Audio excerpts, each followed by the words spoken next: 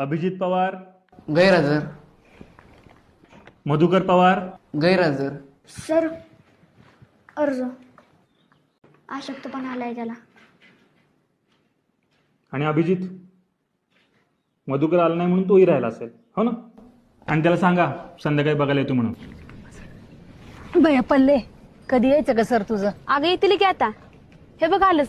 बरं ठीक आहे, सगळ्यांच्या घरी येतो, पण त्याच्या आधी मी माझ्या विद्यार्थ्यांना घेऊन मधुकरला बघून येतो. बरं, या तुम्ही जाऊन. थांबतो आम्ही इथं.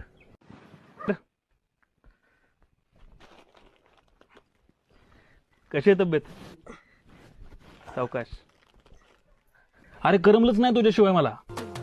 जसं या तुझ्या दोस्ताला करमलं नसतं म्हणून त्याने शाळा बुडवली तुझ्यासाठी. विषयच नाही त्याला लागते. बाकी कोणी बी नसलं तरी चालते. मित्र